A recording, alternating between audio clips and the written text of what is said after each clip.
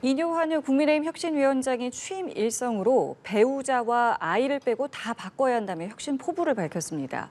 당내에서는 인 위원장 인선에 대해서 기대와 우려가 교차하는 모습인데요. 네, 한편 민주당이 역제안한 대통령과 여야 대표 간의 3자 회담 성사 여부에도 관심이 쏠립니다.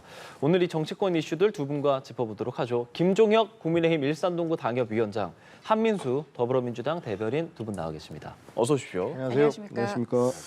예, 인효환 혁신위원장이 김기현 대표를 만나서 당의 혁신 방향에 대해서 논의를 했습니다. 강도 높은 혁신을 예고했는데요. 어떤 발언을 했는지 먼저 듣고 오겠습니다. 며칠 전에 우리 대표님하고 식사를 같이 했는데 무서울 정도로 권한을 많이 부여를 해주셨습니다. 이거 사실 거침없이 인선을 논의할 건지 혹시 바꿀 생각 있으세요? 국민의힘에 있는 많은 사람들도 내려와야 됩니다. 내려와서 들어야 되고 그 다음에 듣고 변하고 희생할 각오가 돼 있어요. 와이프하고 아이만 빼고 다 바꿔야 된다. 많이 바뀌어야 될 것 같아요. 후보선 출마 계획 있으신지요? 그건 다 내려놓은 겁니다. 여러 가지 말도 있고 유혹도 있고 있지만 그것은 여기 이 일 맡은 동안에 다른 건 없습니다. 그건 확실하게 말씀드립니다. 예, 함께 들으셨는데요. 일단은 두 분께서는 이 발언과 인선에 대해서 좀 어떻게 평가하시는지 먼저 듣겠습니다. 우선 그 인효환 위원장의 인선을 저는 굉장히 잘 됐다고 봅니다. 왜냐하면 그동안에 아무도 예상을 잘 못했잖아요. 그렇죠. 그리고 그 인효환 위원장은 좀 특이한 분이에요. 어떻게 보면 이제 그 외국인이잖아요. 그러면서 한국인이잖아요. 그리고 호남에서 전주에서 태어나서 순천을 우주의 중심 순천 이렇게 얘기할 정도로 호남을 굉장히 사랑하는 분이세요. 동시에 보수적인 분이에요.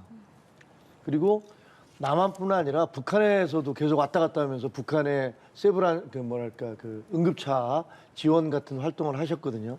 그러니까 어떻게 보면 지역을 넘나들고 남북을 넘나들고 그리고 국적을 넘나들면서 활동을 해오신 그런 어떻게 보면 자유인 같은 그런 분이에요. 그래서 저분을 이제 저희는 혁신위원장으로 모신 것들이 그 기존의 기존 정치권에 대한 어떤 환멸이랄까 국민들의 염증이랄까 이런 것들을 좀 바꿔달라. 국민의힘도 확 바꾸고 그다음에 정치판도 좀 달라졌으면 좋겠다라는 그런 여망들이 널리 퍼져 있었는데 그런데 가장 적임자 중에 한 분이 아닐까 이런 생각을 합니다. 그래서 뭐 예상했던 대로 첫 말씀이 이제 저희로서는 지금 굉장히 어려운 얘기잖아요. 아이와 부인을 빼놓고 다 바꾸자. 그리고 뭐 그 국민의힘에서도 높은 자리에 있던 분들 다 좀 내려와야겠다. 그래서 좀 들어라. 이런 얘기들 이렇게 대놓고 하시는 거 저게 이렇게 아무나 쉽게 하기는 어려워요. 더구나 이제 통합 얘기도 또 하셨잖아요. 예.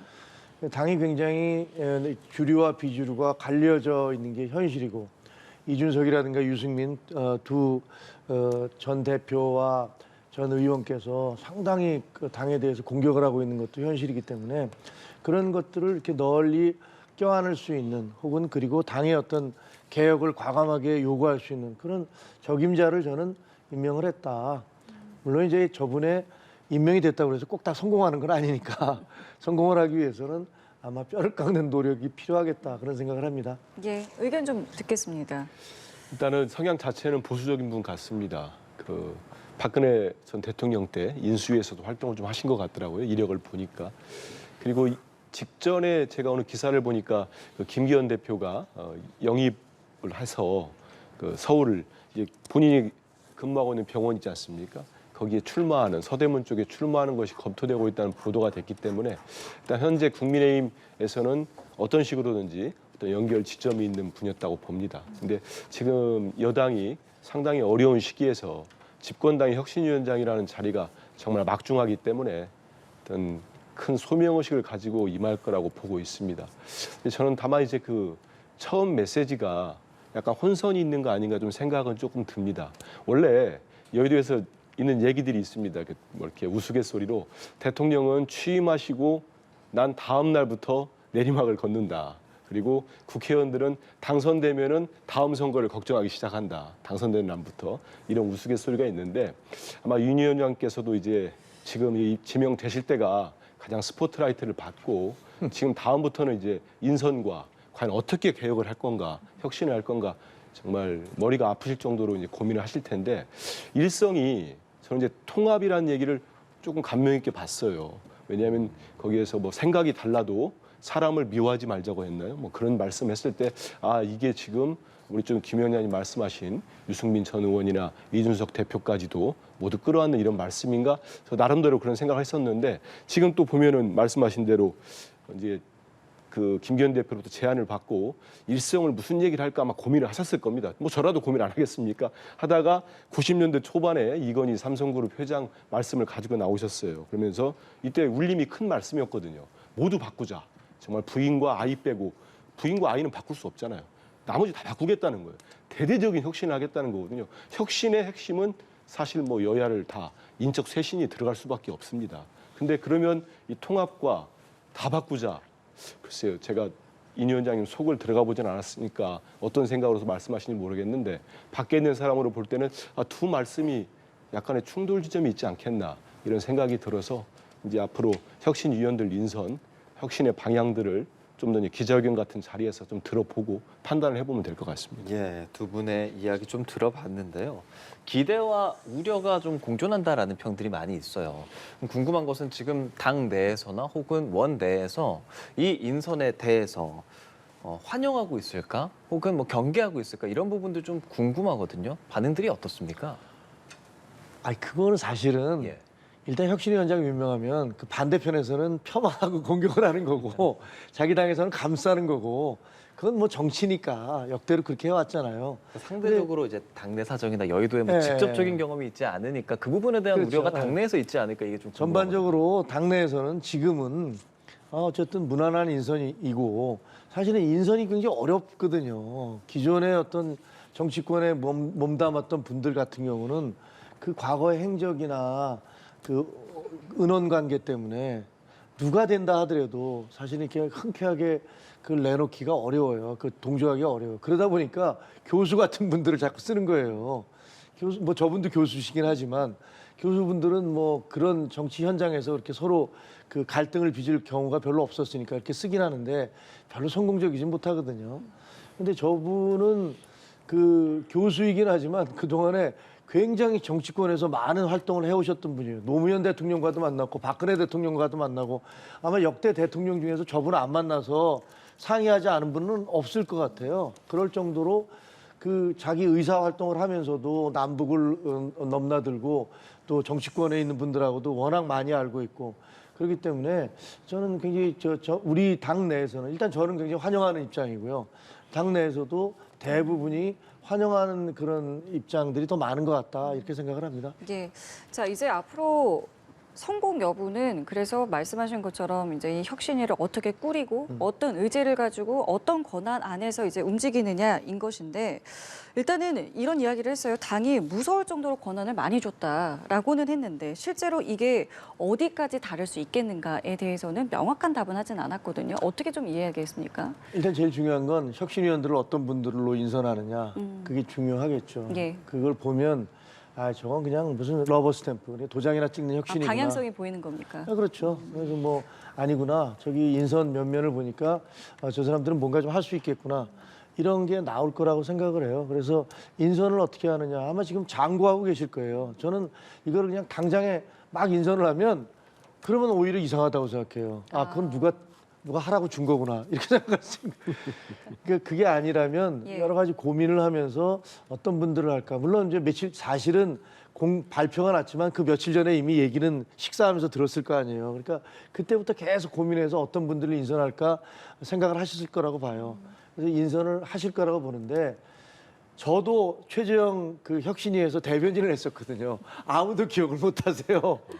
왜냐하면 흐지부지 끝나버렸기 때문에 아무도 기억을 못 하시지만 그래서 혁신위에는 이번에는 그 국민적 관심사도 그렇고 또 대통령실이나 그 김기현 대표도 이거 이대로 가면 큰일 난다는 어떤 위기의식을 갖고 있기 때문에 뭔가 인유한 혁신위원장에게 힘을 실어줄 것이라고 기대를 하고 있고요.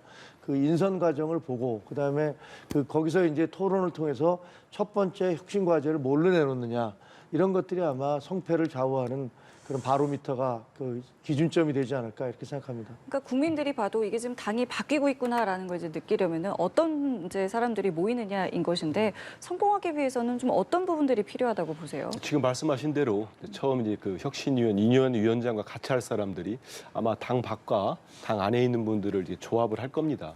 인원 숫자들 뭐 몇 명 할지는 모르겠습니다만은 그 내용 몇 면을 보면은 이제 많은 이제 기자분들이나 언론이나 정치권에서 판단을 좀 할 겁니다. 그리고 처음 이제 인선을 하고 나면은 인유한 위원장이 어떻게 내가 혁신위를 이끌고 가겠다는 이제 그 방향성에 대해서 말씀을 할 겁니다. 그걸 들어봐도 좀 알 것 같은데요. 저는 다만 이제 무서울 정도로 권한을 많이 부여해줬다.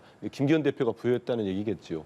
상당히 궁금합니다. 정말 이 말이 본인이 이렇게 공포심을 느낄 정도로 권한을 줬다는 거는 이건 대략적으로 들어볼 때 그러면 이건 공천 문제까지 어떤 갈자를 쥐어진 거 아닌가 이런 생각이 드는데 근데 그런 문제를 손대기 시작하면은 시기적으로나 내용적으로나 상당히 국민의힘 내부에서 흔쾌히 받아들일지 아니면 또 다른 내용이나 갈등이 생길지 그 판단을 그때 가서 해봐야 되겠습니다만은 저는 후자 쪽도 가능성이 높지 않을까 봐요. 왜냐하면 저희들도 혁신을 해봤는데 지금이 10월 말입니다. 이 말 얼마 안 남았어요. 10월 달이. 그럼 아무리 짧게 잡아도 한 달 가지고는 쉽지 않을 거거든요. 그럼 12월까지 간다고 하면은 그때 가면 당내 총선기획단, 인재영입위원회 여러 기구들이 뛸 수밖에 없습니다. 왜야 마찬가지입니다. 그럼 활동에 들어갈 텐데 그럼 당시에 혁신위가 예를 들어서 공천제도, 뭐 공천룰 이걸 모두 손을 대가지고 지금의 영남 중심의 당을 바꾸겠다고 하면서 영남 다선들 특히 뭐 윤핵관 의원들이랄지 친윤 의원들을 대거 공천 제도에서 페널티를 준다거나 아니면 그 지역을 떠나서 수도권으로 모두 차출돼야 된다거나 이런 혁신안을 내놨을 때 그걸 흔쾌히 수용할 수 있을까? 아니면 다른 기구들과의 마찰이 없을까? 이런 생각이 들고요. 전 벌써부터 이제 김한길 국민통합위원장 지금 여권 내에서 대통령도 아주 큰 신임을 보내고 계신 분인데 오늘 어느 보도 보니까 정말 친하다고 하시더라고요. 본인이 인정을 하시면서 매일 통화한다고 합니다.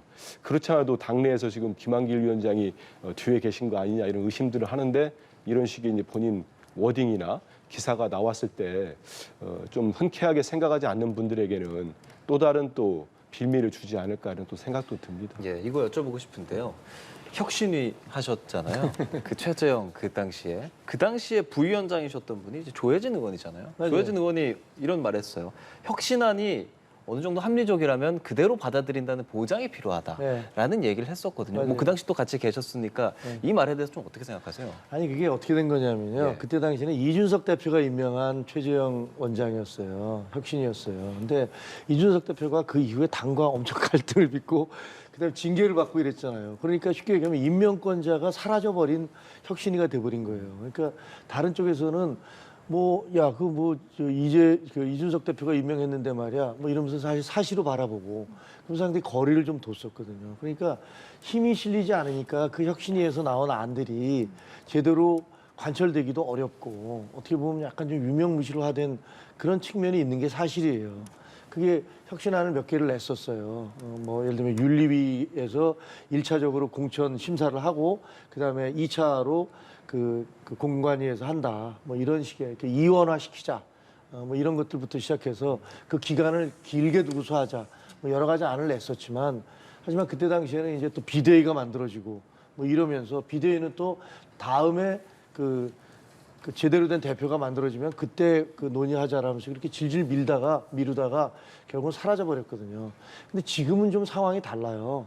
지금은 대통령실도 그렇고 당도 그렇고 혁신위도 그렇고 이대로 가면 우리는 죽는다라는 어떤 그런 위기감의 공감대가 있어요. 아까 이제 한민수 대변인 시간 지나면 그런 문제가 생기지 않을까 말씀을 하셨는데 꼭 그런 영남 지역 의원들을 서울로 출마를 해라든가 이런 게 아니고라도 얼마든지 룰을 만들어낼 수 있고 제도를 바꿔낼 수 있는 것들이 있거든요. 그리고 저희는 수도권에 대해서 지금까지 영남 중심의 당이었다면 수도권을 어떻게 보강할 것이냐 이런 부분들에 대해 초점을 맞추는 것들 이런 것들이 새로운 제도로 만들어진다면 그게 커다란 혁신이 될 수 있어요. 그럼 공천 룰까지 건드리는 것 또한 얼마든지 저는 수용이 가능하다고 가능하다고 봐요. 보십니까? 그거는 뭐 그 룰이 됐든 뭐가 됐든 혁신위에서 야 지금 당이 지금 이 위기 상황인데 이거 가야 되지 않겠느냐 하면 저는 지금 현재 김기현 지도부도 거기에 대해서 공감을 하고 있고 그 대통령실도 공감하고 있다고 저는 알고 있어요. 그렇다면 저기서 무슨 갈등 관계가 아니라 사실은 이 혁신위를 통해서 정말 그 새로운 것들을 좀 만들어내보자.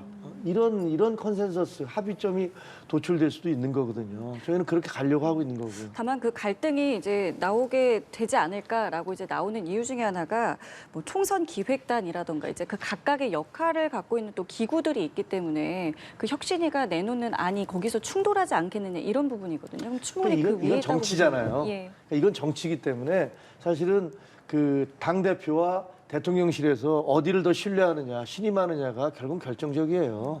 무슨 기구가 수없이 만들어진다 하더라도 당에는 수없이 많은 기구가 있어요. 근데 유명무실한 기구가 90%도 넘어요, 사실상은. 그래서 별로 이렇게 저는 뭐가 있는데 그거 별로 의미 없고요. 다들 야 지금 뭐가 필요하다라는 것에 뜻이 맞춰지면 예. 정치라는 건 글로 밀고 가는 겁니다. 근데 지금 저희 혁신위는 이대로 가면 안 된다는 거에 대한 어떤 그런 아주 절박감 같은 것들을 갖고 있어요. 그래서 그거를 어떻게 헤쳐나가느냐가 이제 저의 과제죠. 이 질문도 많이 들으셨을 것 같은데요. 유승민, 이준석 이런 쪽도 우리가 안고 갈 수 있는가? 이 부분을 국민의힘이 많이 좀 생각을 하고 있다고 들었는데 네. 지금 어떨까요? 이 인요한 위원장은 이에 대해서 좀 뚜렷한 생각이 좀 있을까요? 아마 같이 가야 된다는 생각을 하실 거예요. 근데 같이 가고 말고 간에 그 두 분은 우리 당원이에요. 당원이고 우리 당 내부에서도 우리 당원이니까 어쨌든 뭐 주류와 비주류가 있어서 비판적인 목소리가 있지만 같이 가야 된다는 사람들도 굉장히 많으세요. 당장에 무슨 인천에 있는 윤상현 의원이 그런 말씀을 하시고 네. 하태경 의원도 그런 얘기를 하고 또 김무성 전 대표도 그런 얘기를 하시고 그런 얘기를 하시는 분들도 많아요. 근데 그 도대체 안고 간다는 의미가 뭐냐를 좀 생각을 해봐야 되거든요. 안고 간다는 게 무슨 말일까? 그러니까 저분들한테 무슨 자리를 주라는 건가? 아니면은 무슨 공천을 줘야 된다는 것인가? 저는 공천은 줄 가능성이 굉장히 크다고 생각을 해요. 우리 당에 있는 분들이기 때문에. 근데 문제는 그러려면 유승민, 이준석 두 분도 이 선을 넘어가는 그 발언들은 좀 자제해 주셔야 돼요. 지금 이제 그 새술은 새 부대에 담는다고 판이 좀 바뀌었잖아요. 바뀌었으면 자 이제 새로 바뀐 인요한 위원장이나 이런 분들이 뭔가 좀 이렇게 다른 일들을 해나가면서 당을 이렇게 통합을 하고 새 방향으로 가려고 그러는데 거기서 옆에서 막 공격을 해대기 시작하면 그럼 저분들은 정말로 당에 남아있을 생각이 없는 거 아닌가. 당을 떠나려고 작정을 하고 누가 오든 간에 나는 당을 떠나겠다라고 생각하는 거 아닌가. 이런 의구심을 자아낼 수 있잖아요. 그러니까 지금 굉장히 비상한 시기이기 때문에 그 우리 당의 어떤 이준석, 유승민 두 분도 이런 부분들에 대해서 좀 깊이 생각하면서 발언을 자제해 주시고 또 당에 있는 다른 분들도 서로를 이렇게 공격하는 이런 발언들은 좀 삼가해 주셨으면 그래야 우리가 제대로 갈 수 있다 이런 생각을 합니다. 예. 통합이라는 키워드를 이제 내놓았기 때문에 아까 잠깐 언급하셨지만 그러니까 이런 이제 어떤 당의 여러 다양한 목소리들을 다 안고 갈 수 있겠느냐라는 이제 관측들이 좀 나오고 있는 거거든요. 어떻게 좀 보십니까? 그런 부분들이 처음 아까 좀 전에 나왔던 인선 부분도 참 중요한 것 같아요. 그래서 혁신위원장이고 부위원장 제도를 줄지 모르겠습니다만 인선을 어떻게 해서 그 인선 보면은 여전히 친윤계가 이 혁신위도 갖고 가겠다. 아니면 정말로 인요한 위원장한테 독립적으로 주는 건가? 이런 판단을 하는데 도움이 될 거라고 봅니다. 그리고 이게 혁신위가 지금 특히 집권당이 지금 현재 상황에서는 고도의 정무 능력이 있어야 될 겁니다. 그 능력을 인요한 위원장이 발휘하셔야 되고 그러다 보니 인요한 위원장과 절친한 김한길 통합위원장 이름이 계속 나오는 것 같습니다. 그래서 그런 부분들, 이런 것들도 앞으로 계속 활동하는 데 있어서 도움이 될지 아니면 논란이 될지 이런 것도 판단을 해봐야 되고요.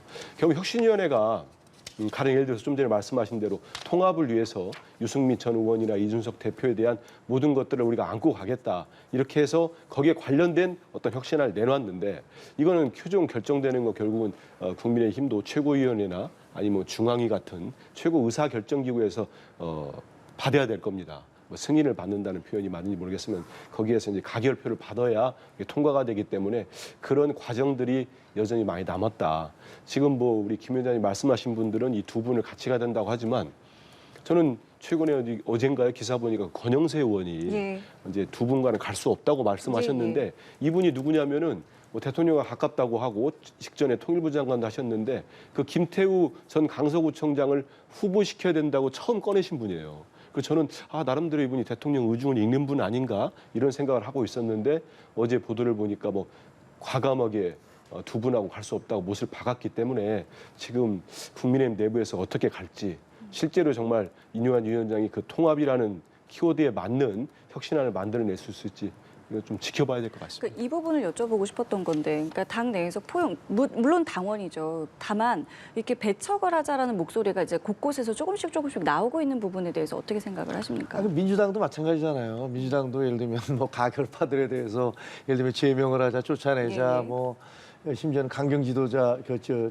지지자들 사이에서는 별의별 얘기가 다 나오고 있잖아요. 네. 뭐 저희가 다 알아서 처리할 테니까 대표님은 딴 거 하세요. 뭐 그래서 사실 그게 당이에요. 그런 일들이 그런 목소리가 뭐 여기저기서 다양하게 나오고 있는 거고 저희 당 내부에서도 뭐 그 당원들 사이에서도 혹은 그 의원들 사이에서도 그 서로 공방을 주고받으면서 상처받은 분들이 있잖아요.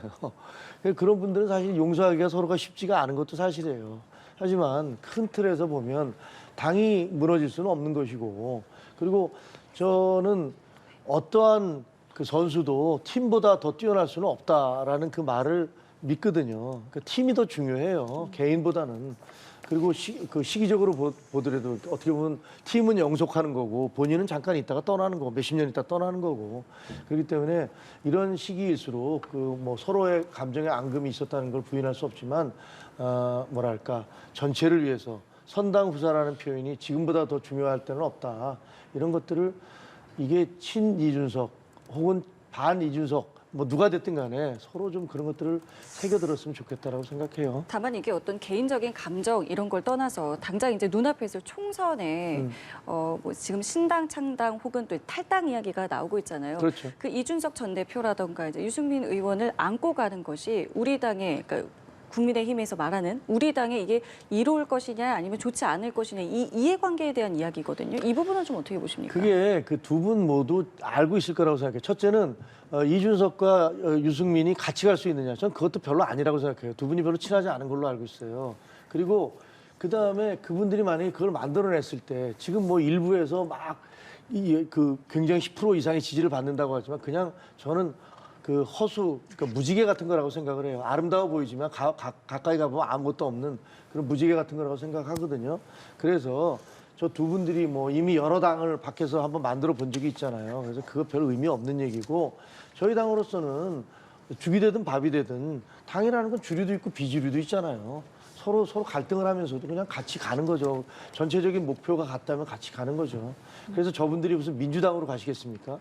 그건 아닐 거 분명하고 그렇다고 해서 당을 만들었다고 해서 저분들이 집권을 하시겠습니까? 그것도 아니고 그럼 저 두 분들도 지금까지 평생을 뿌리 박아왔던 혹은 10년 이상 함께해왔던 이 당에서 승부를 보고 그리고 이 당의 당대표도 하신 분이고 중요직들을 다 거치신 분들이잖아요.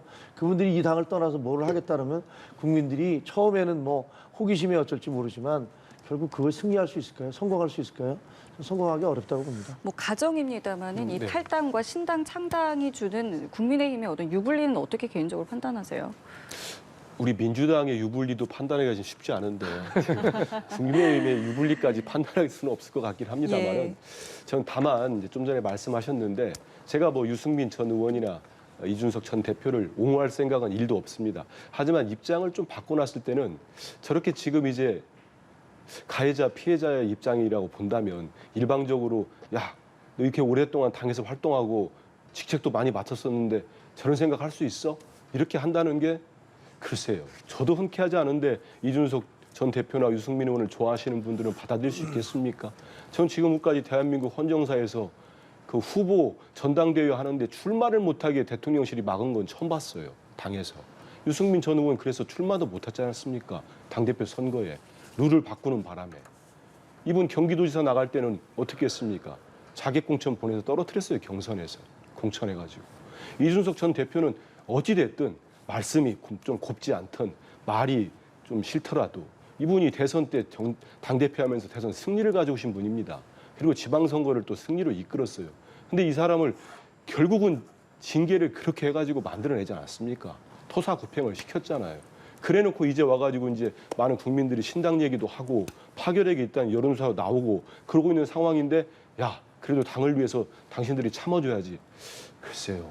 그동안 했던 걸 좀 돌이켜 보면서 진정한 사과와 반성을 하면서 손을 내밀면은 모르겠습니다만은 이제 와서 그냥 내가 때린 거는 그때 조금 미안해서 이런 말도 안 하고 그냥 맞을 짓을 했으니 맞은 거 아니야? 이렇게 나온다면 되겠습니까? 그래서 그런 생각이 들고 신당 부분은 저는 여전히 살아있는 변수라고 생각을 하고 국민의힘의 혁신 작업과 혁신의 활동과 모든 게 맞물려 돌아갈 거다 이런 생각을 합니다. 그래서 혁신 이 활동들이 국민의힘 지지층이라든지 국민들에게 호응을 받는다면은 신당의 동력이 많이 사라지겠죠. 근데 그렇지 않고 연말까지 갔는데도 여전히 대통령이나 여당의 지지율이 지금처럼 지지부진한다면 저는 신당의 모멘텀이 생길 수 있다고 봅니다.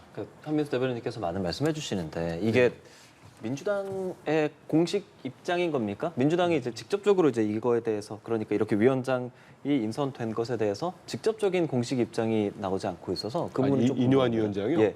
저희들이 뭐 아직 뭐 논평이나 예. 이런 거 없는 걸로 알고 지금 있습니다. 말씀하신 게 당 입장이라고 생각해도 되는 겁니까? 그럼? 어떤 부분을 말씀? 뭐 임요한 위원장에 대해서 하시는 말씀들이 근데 뭐 당에서 어제 저희들이 뭐 회의가 있었습니다만 그때 이뇨한 위원장이 지명된 사실 자체가 그때 알려지고 있기 때문에 일단 이뇨한 위원장이 어떻게 당을 혁신하겠는지 그리고 지금 뭐 서서히 이분이 관련된 과거에 했던 발언이랄지 행적들이 나오고 있으니까 이런 부분은 언론이 또 검증하지 않겠습니까? 그런 과정들을 보면서 우리 당에서 뭐 논평을 할지 이것도 한번 판단을 해보겠습니다. 이게 민주당 이뇨한 위원장이 민주당 의원들하고도 굉장히 친하세요. 여러분하고. 개인적으로요. 네, 개인적으로. 아마 저분하고 같이 술을 한 번 안 먹어본 그 중진 이상의 의원은 거의 없을 겁니다. 그래서 제가 보기에는 아마 근데 그 여당의 이 혁신위원장의 어떤 뭐 여러 가지 일을 놓고 제1야당이 평가할 때 술 먹어보고 안 먹은 거는 그건 뭐 관계는 없을 것 같고요. 근데 다만 현재로서는 어떤 구상을 갖고 있는지 인선을 어떻게 하는지 또 그리고 검증 과정에서 어떤 얘기들이 나올지 좀 지켜보고 있는 상황이라고 보시면 될 것 같습니다. 예, 알겠습니다. 자, 그리고 민주당에서는 김기현 대표가 여야 대표 한번 만나자라고 네. 했더니 여야 대표랑 대통령까지 해서 3자 회동을 하자라고 이제 역제안을 했더라고요. 이 배경을 좀 듣고 싶습니다. 저는 좀 기시감이 들더라고요. 왜냐하면 지금까지 이재명 대표께서 대통령께 좀 만나서 영수회담에 표현이 싫으면 그 표현 안 써도 된다. 이미 다른 당의 대표들 그리고 여당 대표와도 같이 봐도 좋다고 했습니다. 형식에 구애받지 않겠다는 얘기를 공식적으로 했기 때문에 8차례의 대통령과의 회담을 제의했을 때 대통령실이나 대통령 한 번도 응하지 않았어요. 근데 그러는 과정에서 김기현 대표가 우리 둘이 만나자고 했을 때 실제 그때도 논의가 좀 됐습니다. 예, 그렇죠. 물밑 협상도 됐는데 예. 그게 또 성사가 안 됐습니다. 지금 제가 그 과정을 공개하면은 또 제가 국민의힘을 탓하는 거게 되니까 그건 자제하겠습니다만은 그 과정들이 좀 우여곡절이 있었어요. 그러니까 우리 당 입장에서는 그냥 밥만 먹고 사진 찍고 국민들께 보여주는 건 절대 안 된다. 의제를 정해서 여기에 대한 타협 합의를 해내자. 국민들께 보여드리자, 성과를 내자 이거였던 거고 아무튼 뭐 좀 거기에 대한 초점이 좀 맞지 않았습니다. 근데 저는 대통령이 이번 이제 강서 보궐선거 결과를 놓고 국민은 늘 무조건 옳다고 하셨잖아요. 그러면 그 여당 내에서도 지금 이제는 더 이상 늦추지 말고 대통령이 야당 대표를 만나라고 요구를 하고 있습니다. 그러면 둘이 만나기가 그렇게 부담스럽고 어떤 이유가 있다고 한다면 김기현 대표 제안도 했으니 우리 당에서 그러면 한 발 또 양보하면서 그럼 세 분이 만나가지고 실제 대통령이 권한을 갖고 있지 않습니까? 그 논의를 해보자고 했어요. 그럼 진짜 대통령이 선거 결과에 대한 겸허한 마음이 갖고 계신다면은 이번에야말로 수용했으면 좋겠습니다. 그리고 김기현 대표님도 정말 미안한 말씀입니다만은 용산 출장소장이라는 표현으로 비판도 받으시잖아요. 조롱도 받으시고 이번에는 한번 대통령과 대통령실을 설득을 한번 해주십시오. 해서 세 분이 만나면 솔직히 김기현 대표님도 좋고 대통령도 제가 볼 땐 지지율 올라가지 않겠습니까? 야당은 협조할 거고요. 그렇기 때문에 여기에 대해서 무슨 정치적 의도가 있다고 오해하지 마시고 정말 민생 생각하셔서 우리 헌정사에 1년 7개월 동안 야당 대표 한 번도 안 만난 대통령이 어디 있습니까? 이제는 바뀌신 모습을 말이 아닌 행동으로 실천해야 되는 말씀을 간곡히 드리겠습니다. 네, 위원장님 말씀해 주시죠. 저는 뭐 대통령이 그 이재명 대표를 만나는 그 상황은 그 뭐랄까 상황 변경이 좀 생겼다고 생각을 해요. 그 무슨 말씀이냐면 과거에는 사실 검찰이 계속 수사를 하고 있어서 저분이 구속될지 안 될지의 여부가 불투명한 상황이었잖아요. 계속 수사를 하고 있고 체포동의안이 국회로 가고 뭐 갔다 왔다 하면서 그다음에 검찰에서는 계속 추가로 수사를 하고 있고 근데 만약에 체포동의안이 통과가 되고 그렇게 되지는 않았습니다만 법원에서 구속이 됐을 경우에 그러면 그 구속을 앞두고 있는 분을 대통령이 만나서 야당 대표라고 해도 회담을 한다? 이거 영 이상한 모양새일 것 같아요. 근데 어쨌든 체포동의안이 통과가 됐는데 법원에서 그것을 기각을 했잖아요. 그러니까 이제는 그냥 재판으로 넘어가고 다시 뭐 이렇게 현재 구속이 될 가능성은 현저히 낮아진 게 사실 아닙니까? 그렇다면은 뭐 재판은 재판대로 진행되도록 하고 그다음에 이게 국정이니까 그러면 대통령이 이재명 대표를 만나는 것도 뭐 가능할 수 있다라고 적어도 상황 변경이 생겼다라는 생각은 들어요. 그런데 지금 좀 이해할 수 없는 것은 사실 이제 그 민주당에서는 계속 이렇게 민생 얘기를 하시면서 그걸 논의하기 위해서 대통령과 만나야 된다라고 하셨잖아요.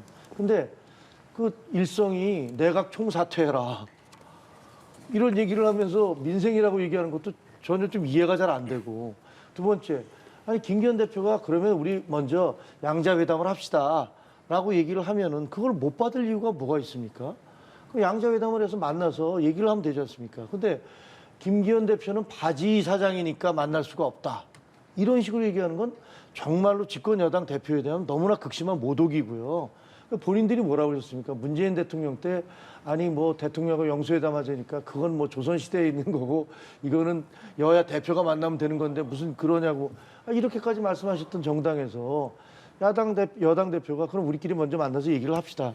그러고 나면은 그게 예를 들어서 양당 대표가 그 이루어지면 그 다음에 아 이렇게 양당 대표가 서로 민생에 대해서도 얘기를 하는구나. 그럼 그 다음에 또 대통령도 삼자회동을 하든가 이런 단계가 갈 수 있을 거라고 생각이 드는데 양자회동 하자고 그러니까 그건 못하겠다 그러면서 나는 대통령을 껴야지만 만날 수 있다. 이렇게 삼자회동을 하자. 이렇게 얘기하면 본인이 여러 차례 이재명 대표가 말씀하셨잖아요. 나는 더 이상 이제 대통령에게 만나자는 얘기 하지 않겠다.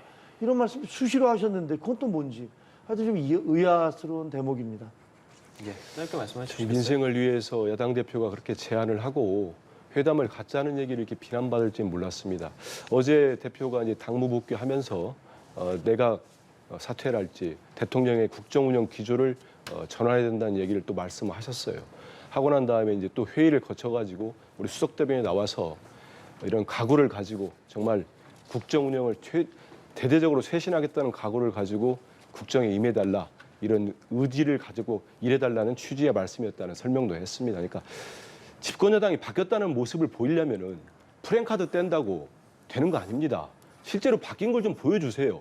야당 대표 한마디 했다고 충분히 또 설명까지도 설명을 했는데 그걸 딱 쭉 자르고 오늘 지도부 회의에서도 또 이재명 대표를 공격을 했어요. 그 말 하나 가지고 와서. 그렇게 해가지고 지금 여야 관계나 바뀌겠습니까? 국민 삶이 나아지겠습니까?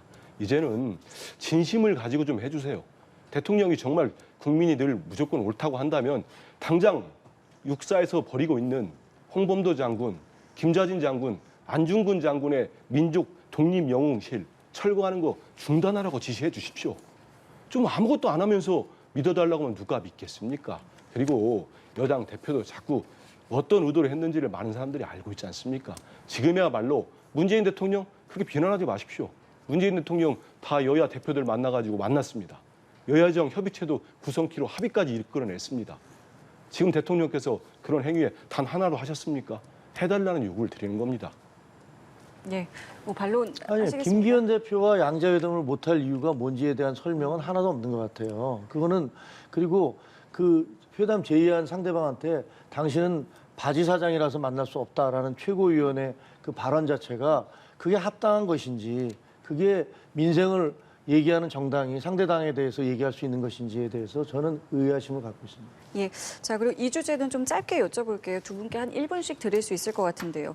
민주당에서는 대통령실이 김승희 대통령실 의전 비서관이 이 자녀 학폭 사실에 대해서 그러니까 대통령실이 좀 사전에 인지한 거 아니냐라는 이제 좀 이야기를 하고 있는데 지금 어떤 걸 주장하고 계신지 좀 먼저 듣겠습니다. 저도 이제 우리 이 문제를 공론화시킨 김용호 의원의 얘기를 들어보니까 좀 의심의 여지는 있어 보입니다.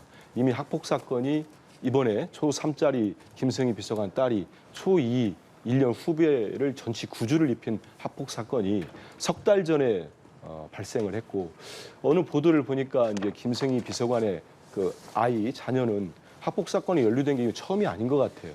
몇 차례가 더 있었다는 거 아닙니까? 그리고 결정적인 게 이제 김용호 의원이 이제 국감에서 질의를 하기 위해서 관련된 자료를 교육청에 요구를 했다고 합니다. 그랬더니 교육청에서 이 가해 학생과 피해 학생의 부모한테 이 자료를 보냈다고 합니다. 그게 18일인가 된답니다. 그리고 20일 날 김 의원이 국회에서 이제 문제 제기를 하면서 질의를 했고요.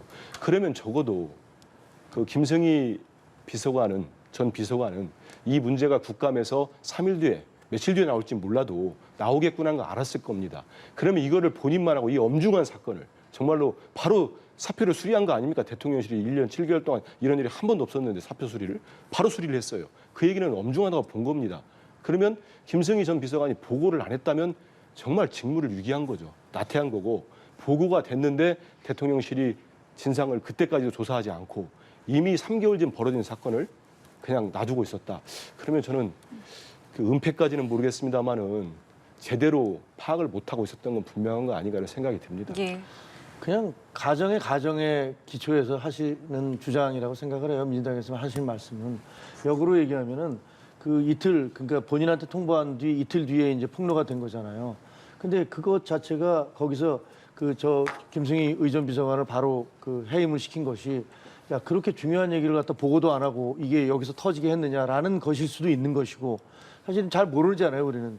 그리고 만약에 김승희 의전 비서관을 대통령이 해외에 나가는데 그냥 데리고 나갔다면 야당에서는 뭐라고 하셨을까요? 저런 사람을 데리고 나가서 말이야 또 가서 대통령 귀에다 대고 무슨 얘기를 하도록 말이 되느냐 이렇게 얘기를 할 거 아닙니까? 그러니까 당장 나가지 못하게 하고 그 조치를 취한 건데 그 조치를 취한 것에 대해서 대통령실이 사전 인지한 사실은 없다라고 얘기했는데 분명히 얘기했는데 그냥 주장하는 것은 뭐 야당이니까 그럴 수도 있다고 생각을 합니다만 그냥 가정이나 추측에 근거해서 얘기를 하고 있는 거여서 뭐 그냥 사실관계가 아니라고 해명이 됐으니까 별 의미가 없을 것 같다라고 생각합니다. 예, 알겠습니다. 지금까지 김종엽 일산동구 국민의힘의 당협위원장 그리고 한민수 더불어민주당 대변인 두 분과 말씀 나눠봤습니다. 오늘도 말씀 잘 들었습니다. 감사합니다. 예, 감사합니다. 네, 고맙습니다. 예.